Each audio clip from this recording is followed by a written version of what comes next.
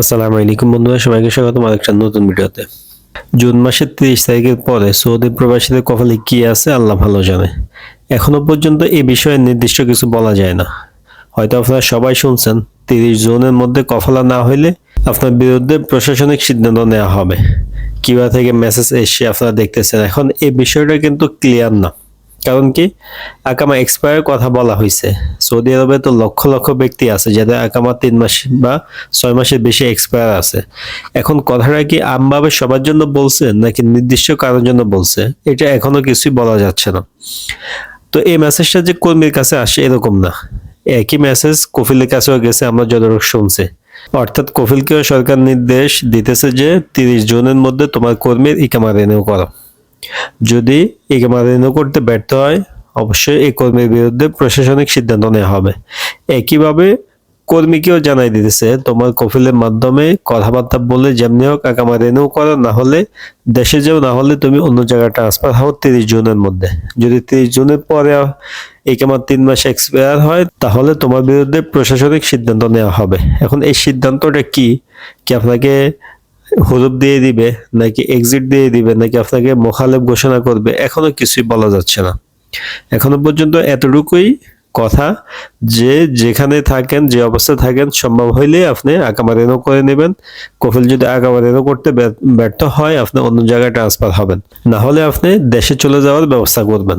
যে কোনো একটা করবেন। এখন এটা কারা করবেন এখনো বলা যায় না। শুধু আমরা এতটুকু বলতে পারি, আপনার মোবাইলে যদি মেসেজ এসে থাকে তাহলে আপনাকে অবশ্যই এখন সিদ্ধান্ত নিতে হবে। যার মোবাইলে মেসেজ আসে নাই তার হিসাব বাদ। যদি আপনার মোবাইলে কিবা থেকে মেসেজ এসে থাকে এই ধরনের 30 জনের ব্যাপারে কিছু উল্লেখ থাকে, তাহলে অবশ্যই আপনাকে এখন একটা সিদ্ধান্ত নিতে হবে। হয় কফালা হবেন অন্য জায়গায়, না হলে বর্তমান কফিলের মাধ্যমে ইকামা করবেন, না হলে দেশে চলে যাবেন। যদি এগুলো কিছুই না করেন, এরপরে কি হবে কেউ বলতে পারে না। হুরুবও হয়ে যেতে পারে, যেমন 2025-এর মাঝখানে আমরা দেখছি যাদের এক্সিট এক্সপায়ার ছিল অটোমেটিক সবাই হুরুব এসে গেছে। এখন আপনারা এরকম হইতে পারে। তো এই ধরনের কিছু হওয়ার আগে আপনি এখন সিদ্ধান্ত নেন। এই যে এই বিষয়ে আমরা কথা বলতেছি, শুধু আমরা না, সৌদি আরবের স্থানীয় ভালো ভালো সাংবাদিকরাও এই বিষয়ে কথা বলতেছে, ক্রিয়েটররাও কথা বলতেছে যে কি হবে কেউ জানে না, তবে নির্দেশনা স্পষ্ট। নির্দেশনাটা সবাই বুঝে গেছে, ক্লিয়ার ভাবে বলা আছে। তো আমভাবে আমরা সবার উদ্দেশ্যে বলবো না। যদি আপনার মেসেজ এসে থাকে, আপনাকে সিদ্ধান্ত নিতে হবে। যার মোবাইলে মেসেজ আসে নাই তার হিসাবটা বাদ।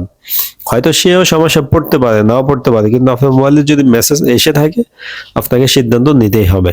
কফিলকে বলবেন আকামা রেনো করতে, বা টাকা পয়সা ব্যবস্থা করে যেমনি হোক আকামা রেনো করে নেবেন, যেন জুন মাসের 30 তারিখ পরে আপনার আকামা মেয়াদ থাকে। সব থেকে বড় কথা হলো এই বিষয়ে স্পষ্ট কি বার্তা আসে, আরো কোনো নির্দেশনা আসে কিনা, এই বিষয়গুলো আপনাকে খেয়াল রাখতে হবে। সোশ্যাল মিডিয়াতে চোখ রাখবেন, আমাদের চ্যানেলে চোখ রাখতে পারেন। ইনশাল্লাহ আপনাকে সঠিক তথ্যটা সময় মতো জানাই দেওয়ার চেষ্টা করব।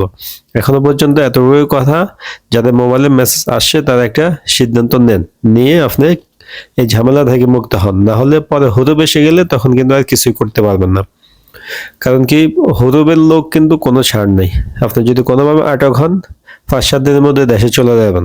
আর তখন যদি আপনি কফলা হইতে চান হুরুব কেটে, তখনও কিন্তু আপনি বাড়তি একটা ঝামেলার মধ্যে দিয়ে যেতে হবে। এই কারণেই এখন আপনি যে অবস্থা আছেন, আকামা এক্সপায়ার হোক যা হোক, এখনই আপনি সিদ্ধান্ত নেন। তো ভিডিওটা বেশি বেশি শেয়ার করবেন, যেন সৌদি প্রবাসীরা এখনই একটা সঠিক সিদ্ধান্ত নিতে পারে এবং কি এই বিষয়ে তারা আরো ভালোভাবে বুঝতে পারে। ভিডিও ভালো লাগলে লাইক দিবেন। এই ধরনের ভিডিও সবসময় পাওয়ার জন্য চ্যানেলে সাবস্ক্রাইব করে রাখবেন। দেখা হবে নতুন ভিডিওতে। আজকে এই পর্যন্ত, আল্লাহ হাফেজ।